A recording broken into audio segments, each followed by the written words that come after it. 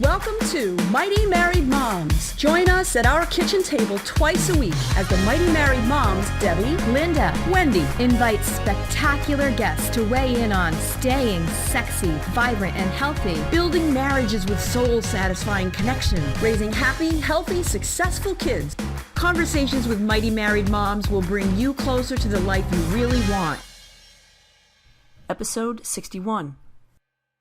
Hi, everyone. Welcome back to Mighty Married Moms. I'm Debbie Owen, and we also have Wendy Williams. and Linda Tighe. yeah, so we're great. We're really glad to be able to speak with you again today. And we're really excited to be able to introduce you to Dr. Matt Bowers, who is a clinical assistant professor of sport management at the University of Texas at Austin and the co-founder of Hook and Ladder Creative Sports Solutions, a research-based youth sports consulting firm.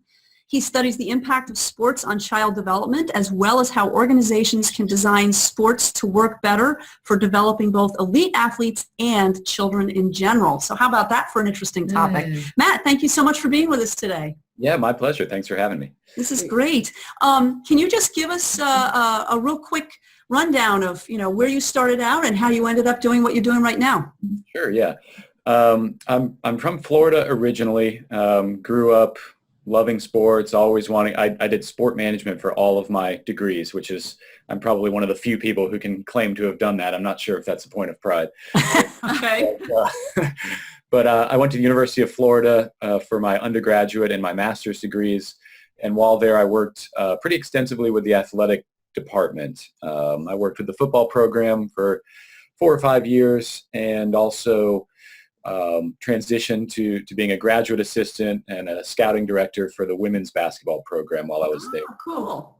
During that time, I also co-founded a girls AAU basketball program in Gainesville, where the University of Florida is. Mm-hmm. And so for a long time, I really wanted to go into coaching basketball. And what's interesting is kind of the more I was involved in that and the higher I went in that world, the more I was finding it just wasn't really compatible with kind of who I am, and it didn't seem sustainable long term. I started to wonder why everyone was so miserable during this process, why the kids were having to work so hard and the parents so stressed, and this being just such a kind of an unfun environment, And I grew up loving sports, playing sports, having fun. And so, I started to kind of ask questions about, well, why does this feel so different than when I was doing this, 10 years ago or what have you, or what, why don't they seem to be having any fun? What's going on here from a system standpoint? Yeah. And, so I started to ask those questions about like, well, how can we do this better? And so I ended up, instead of going into coaching, I went and did my PhD. And that is where, I started to really explore these questions of how does sports work for kids? How can we make them work better? And what do we want kids to get out of sports? Because there's a lot of, we know kind of the mythology of why we play sports. It teaches lessons and builds character and instills leadership and teamwork and all these things. Yeah. Teamwork. But what's interesting is the research that's out there is pretty iffy on whether it actually does a lot of these things. And in fact, particularly when you look at kind of pro-social or behaviors or, character type behaviors with athletes, we find that sports can actually be bad for that development, even though we believe it to be good. And so, I really started kicking around the questions of, well, what we say sports does these things. What else can sports do other things too? Can sports, for example, contribute to your creative development? And that's kind of what led me to, I've always been interested in creativity. And that's kind of what led me to this is, can sports do things potentially that we haven't thought about them being able to do? Interesting. I like that. That is interesting how you got from being unsettled in what you were seeing to beginning to look at sports and creativity. And I didn't say this in our introduction, but the reason I contacted Matt was because of a research article that I stumbled across. Actually, Dan Pink sent it out. he sent out some information. I'm on Dan Pink's email list. And it was about how whether or not sports can contribute to creativity. And so we're going to definitely dive into that a little bit more.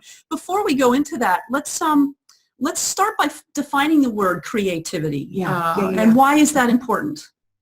Yeah, and that's a great question, because it can be defined in very scientific terms. It can be defined in sort of more casual, everyday terms.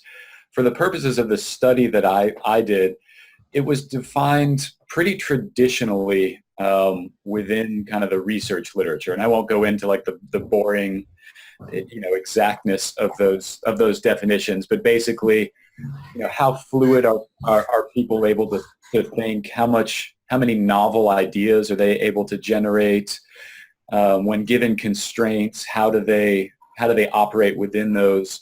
And so I utilized a measure or a test called the abbreviated Torrance test for adults, which comes out of the Torrance test for creative thinking, which is the most widely used creativity assessment for children. And this is something that was adapted to be able to use with adults. Okay. Yeah, and it's been originally its purpose has been to help organizations kind of assess creativity of their employees and be able to kind of work and develop, figure out who they can work with to develop more creativity amongst their workforce. And so it's perhaps one of your most basic standard measures of creativity. It has people, it gives them a start of a drawing and asks them to finish it.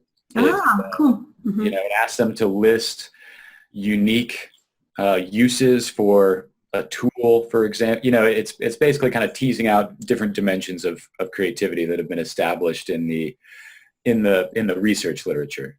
Okay. So, and as a longtime teacher, that's certainly something that I did some research about and was interested in, and that was how do we assess creativity? And so there's a lot of tools and measures. Well, actually, there aren't that many, and so a lot of it is if when we're teaching to the test for kids, that diminishes their ability to be creative. And so one of the things that we really wanted to evaluate as teachers is how do we instill creativity? And what's that famous TED Talk? Robertson. Sir Ken Robinson. Yeah. That famous TED Talk about the lack of creativity in our kids today. So let's dive in a little bit more. Tell us a little bit more about sports and creativity. Share with our audience a little bit of what you've discovered. Yeah, so a lot of my early research is in kind of play, and people tend to kind of just say, "Oh, okay, play," and brush it off, but not play in a frivolous sense, but play in terms of understanding kind of the anthropological origins for why humans play and what function it has for them. And so kind of coming from that background and bringing that into a sports setting, I started thinking, well, yes, we play sports, but oftentimes it doesn't look a lot like play as we're working at sports. Yeah, exactly. Yeah.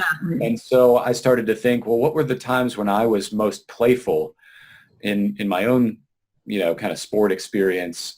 And, I kind of came to, I've always been fascinated with like pickup sports, informal sports, basically sports where kids run it. It's in the neighborhood, adults aren't around, and they're kind of left to manage their own sport experience. And I found that was a lot more closely aligned to how we think about, what play is than as you said, our traditional organized sports, which are very, very work-like in their orientation.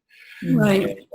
And we've seen there's been research that has shown, across the board that kids are having less opportunities to engage in free play. Play without adults, play without structure, play that's not organized by somebody else.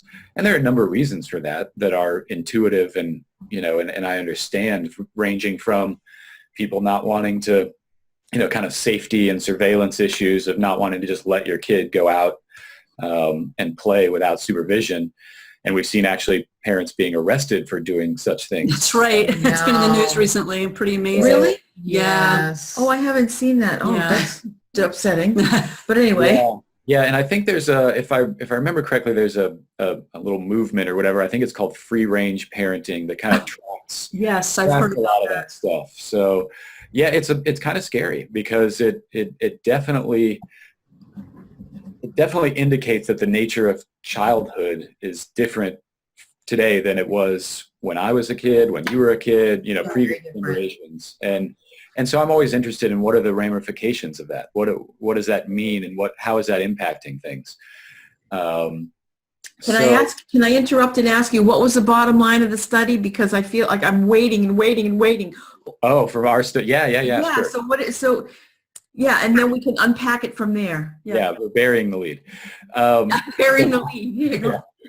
So basically what I found was that kids who over the course of their childhood reported spending a more balanced amount of their leisure time in organized sports and these informal pickup unsupervised sports were significantly more creative as adults than the kids who reported spending most of their time in organized sports settings. Which makes total sense, right? Total sense. Those are the best studies, the ones where you're like, well, yeah. Right. But what kind of makes it such a fascinating issue is that the opportunities to play in those settings are diminishing so rapidly. So everything is being so structured for kids. Yeah. And it's well intentioned. It's not that people are trying to take away childhood from kids. It's that, well, it makes sense that after school you want your kid to go to music lessons and learn how to do piano, and then you want to take them to lacrosse practice because you want them to have an opportunity to play and maybe get a college scholarship. And all these things are very well intentioned from a parent standpoint, but they're not without consequence. Yes. So I think there's a tendency to feel like play is frivolous or is unproductive in terms of developing kids. I feel like, the schools are setting the message too. Right. They're taking out arts and they're taking out music and they're taking out recess. I mean, my son went to middle school and there was no longer recess in 5th grade. Like, wow.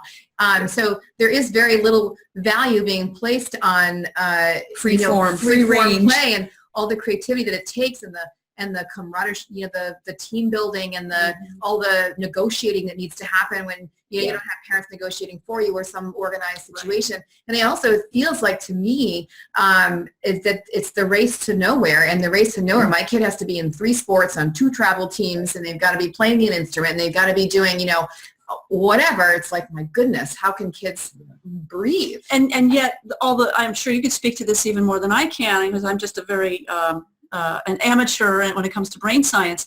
But I mean, clearly the brain science that's been done over the last decade, it demonstrates that we need time without structure in order for our subconscious minds to really synthesize and integrate. And that's where all of our great ideas come from, is from when we are unstructured in our time. Yes. Yeah. You can speak about that a little bit more. That'd be great too. Yeah. And it's, it's one of those things that's sort of counterintuitive. You feel like the more you do, the more opportunities you create and the more organizations you're involved in, the better for your kid. But, in reality, there is, as you said, there's considerable benefits to the times that don't seem like there are benefits to them. And that's obviously not just sitting in front of the TV or, sitting and playing iPad or whatever. And there's in moderation, there's nothing particularly wrong with those things. Right. And interestingly, I do some work on some research on video games. And, I think the video games have been put up as a kind of a boogeyman and said, Yeah. this is why kids don't go out and play anymore.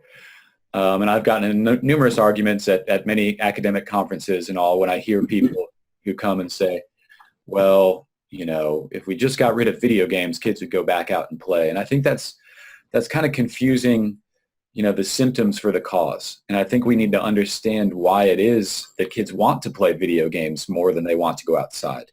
What is it about the way that video games are kind of designed from a motivational standpoint to make kids more engaged with them than going and playing an organized sport, for example, or going and playing, even in their neighborhood. And that speaks to issues of kind of intrinsic and extrinsic motivation that are really important. Yeah. I mean, I know I have two boys, and one game that they've really loved as far as the video games is Minecraft.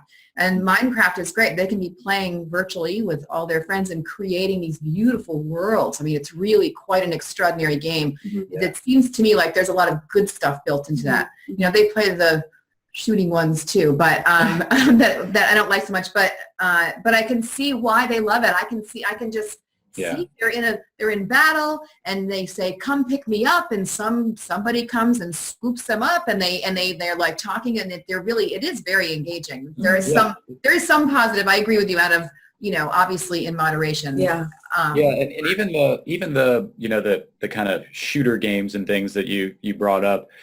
And yes, those are a little dicier, certainly, but even research on those has shown that people who play those, their kind of decision making and cognitive functioning is improved as a result. So it's one of those. So we clearly are going to have another conversation about video games because this is like a big can of worms, and I really want to dive into it. It is a can of worms. But I also don't want to get away from the actual sport experience, but we're definitely going to have to get back to you on that one.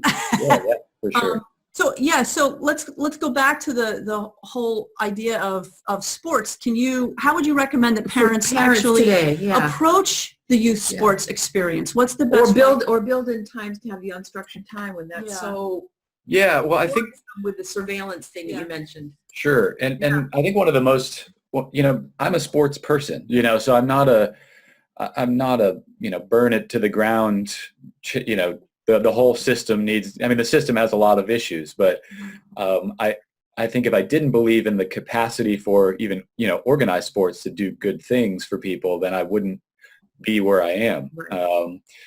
And so I think one of the important things to note, and this came out of my study, is that we're not talking about a rejection of playing organized sports and replacing it entirely with just play. What we're actually seeing and where we saw the biggest differences in creativity was from kids who just had a balance in those settings. They spent a little bit more time in the playful settings, but they spent, roughly 15% of their time in organized sports settings too. So, it's not a rejection. And I think that's important for parents to understand, is that this isn't a revolution. This is making small, manageable, incremental changes that can have a big effect. I think that's the first thing I tell parents, because there's a tendency to want to say, whoa, well, I don't, I want my kid to play sports. I want, I played sports and I think it's important, and I get that.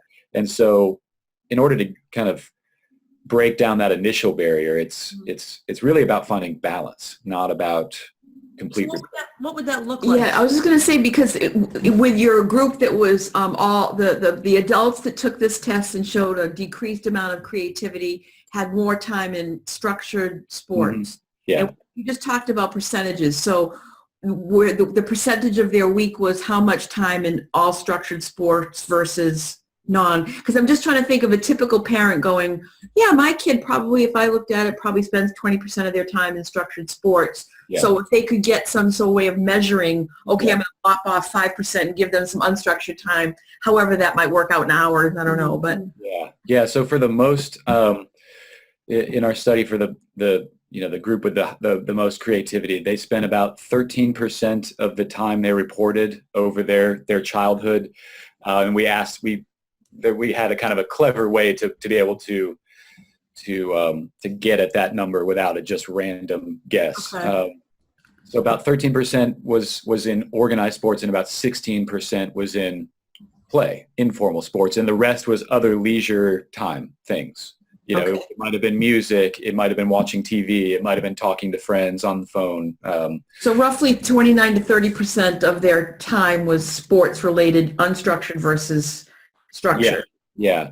And so if people said 30% of my kids' life or a week or in the 5th grade is if they, if I think of them, gee, they don't have that much leisure time at all. Maybe I should put some more in. Yeah.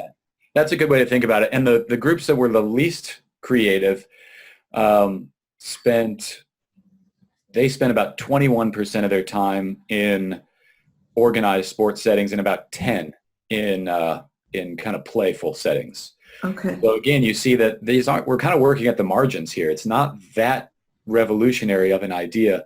To put it in even easier terms, what we found was that over the course of probably 10 to 12 years of your childhood, once you get to kind of elementary age, if you spent 2 to 3 hours in, kind of playful settings a week, that led to, a 1 standard deviation increase in creativity. So, if you can think about it in those terms of, can I find 2 hours for my kid to be not structured, and out playing it, and ideally, maybe not always practically, but ideally unsupervised, as unsupervised as they can be, depending on the age, of course. Sure. Right. Sure. So that means going out to the neighborhood and just, I'm remembering when I was growing up, I lived on a dead end road, and all the neighborhood kids would come outside and we'd play Spud. Yeah. Yeah. Spud. Yeah. What's that? Well, you throw the ball up, and if you get then the person catches it, says Spud, and everybody stops, and you have to hit them with the ball. Oh. SPUD. Once you get hit, and then you're it, or something. Oh, like I like that game. That sounds like fun.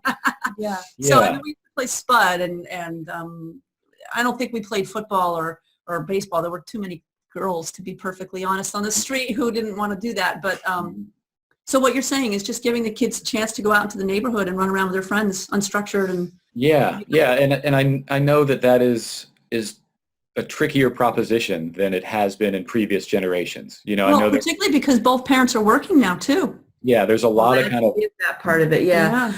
But is the tricky? Is that number real? Are we afraid of the boogeyman much more so than the boogeyman actually shows up? That's another question. Yeah. Well, it is another question, but I mean, if you had stats right now that you could share and say, actually there are, many less abductions or horror shows than you would ever imagine. They're not nearly as prevalent as we think they are, so don't be quite as shy about letting your kids go out in the neighborhood. Yeah. I don't know, but. Yeah, I don't have the stats on it, but I'm pretty sure the stats back that up. And we could find those somewhere reasonably quickly. Yeah. And it's certainly the media likes to focus on that kind of stuff now. So when the media focuses on it, you feel like everyone's being abducted. Yeah. You know what I mean? Right. Yeah. Right. Yeah. Obviously, that's right. Yeah. And we know the way that our brain science works is that, we kind of overweight the probability of these kind of noteworthy events, so a plane crash, a child abduction. These are things that are exceedingly rare, and things we largely shouldn't be wasting our time worrying about when there are more real issues to be worrying about. But because of their salience, because of the media coverage, because of these things, it actually kind of tricks our brain into thinking they're a bigger deal than they are. I mean, look at like shark attacks, and the numbers on those are Right. so minuscule. Right. And yet, how many of us think about that when we go in the water? Absolutely. Go in the ocean, you think about it, you can't help it. Right. And that's just the way our brains work. So, part of it is I hate to be like to use there's an education that needs to occur, because traditional education doesn't really work in a lot of these types To of change behavior, it doesn't. It doesn't. Scary. So, one of the issues we run into with sports is this what we call like kind of structural factors make it, and play. The structural factors make it tricky. Like, as you mentioned, Debbie, the working families make it trickier to just have time and space to go do that. The perceived safety issues and what we haven't really talked about is the kind of professionalization of youth sports. The idea Yes. that a kid is a commodity, Commodity. and I run into that. Mm-hmm. I run into that all the time in organizations Absolutely. I work with, where kids are really treated as like investments after a certain point because youth sports cost so much. Right. These days, people are moving increasingly towards the private sector for their sports because it's believed to be the kind of the clearest pathway to a college scholarship or Absolutely. I was just going to say that. It's resume building. Yeah. It's resume building. And the likelihood of getting a college scholarship is so small that it's a ridiculous investment. But it's something that I understand why people are that way, because sports have that power to impact us, and it's something that we share across generations. It's something that we, is very visible in the community, and is, I see that, and I know the power of sports, but I also know the very, very, very few kids actually get college scholarships, and we'd be much better. We'd see much better outcomes if we focused on, non-athletic scholarship pursuits, which is probably blasphemous for a sport person to say. We won't tell. We won't, yeah. And the other thing, Matt, we got to wrap up here real soon, but I think this actually brings us back full circle to what you said originally, which was you got into this because you saw how unhappy so many of the kids were. Yeah. And I think that the pressure from the parents, Yes. who are worried about paying for college, and so they're pushing their kids to, get better and better and better at sports because there's that, there's that gold ring, that brass ring that they're trying to grasp as they're swinging around on the merry-go-round. And only one person's going to get that brass ring. Yeah, and the sad thing really is that it's not even a good economic decision, because sports cost so much, and you have to put in you're maybe going to break even on some of these sports, So That's a very good point. Could have been putting all that money into an investment account to pay for the college without a. Yeah, right. Yeah. It just comes back down to whether or not the kid's happy doing it, really, right? Yeah, and I think one of the things that I want to make sure that I say, because I it's nice to have the forum to say it, is, Please. we talked about, I mentioned at the beginning, we have these ideas of what sports does. It teaches us how to be leaders and work on teams and builds character and all these things that again, it only sort of does sometimes. But I think, if parents are looking for how they can make a difference with their kids' sport experience, particularly parents who are kind of just middle of the road about, they want their kid to be in sports, but, they're not pushing a scholarship per se. One of the things we can do is we can look at what the current research, just broader development research, says about what links up with kind of successful outcomes for kids. And those, the things that do that are, a focus on process over outcome. Right. Yes. Teaching the importance of not giving up and continuing to try. Persistence. Yeah. Resiliency. Persistence, grit. Exactly. That social science. Teaching empathy, understanding how to relate to people and to be able to kind of perceive and process the way that they're feeling. And creativity, is another one. So if you're a parent and you're thinking about, what do I want my kid to get out of sports? Take some ownership over that process and really work with your kid. Don't leave it up to the coach.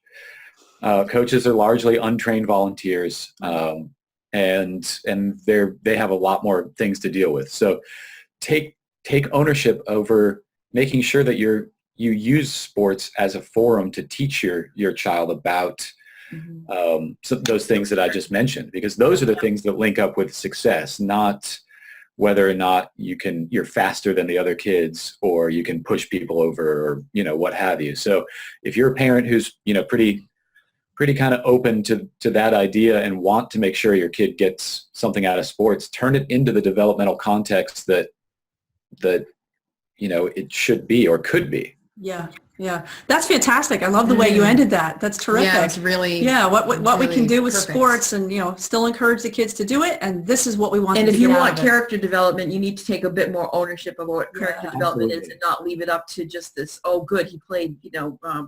Well, there's the kind of from the old Field of Dreams movie, the if you build it, they will come kind of approach with sports.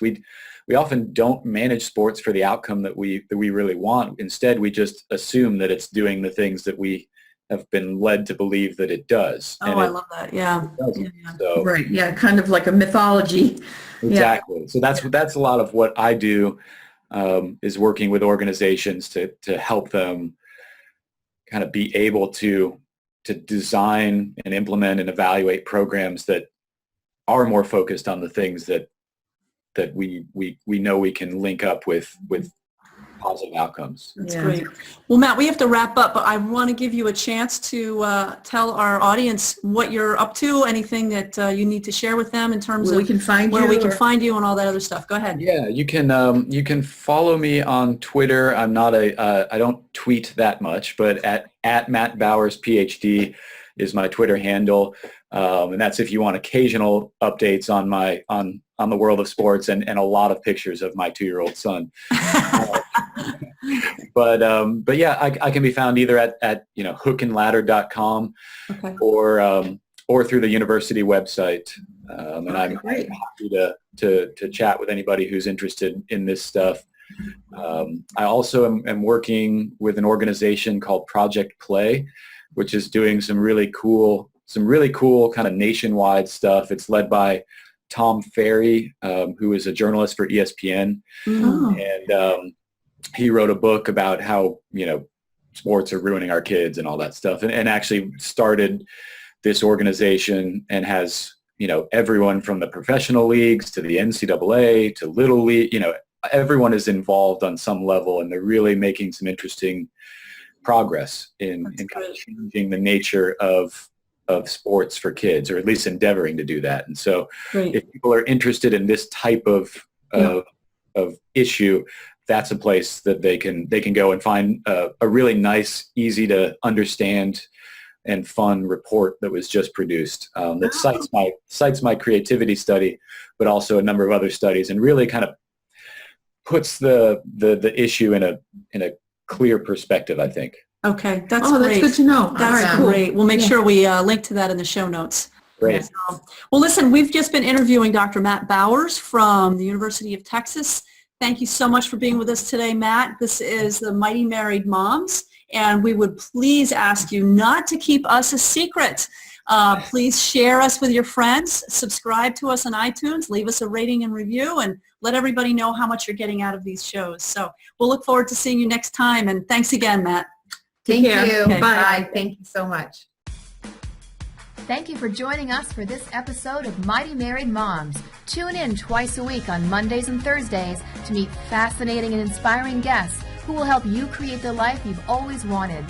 You can find these episodes and special gifts just for you at mightymarriedmoms.com, as well as a link to our Facebook community, where we continue the conversation around the kitchen table. Please also help share the love by leaving a review on iTunes. We'll see you next time.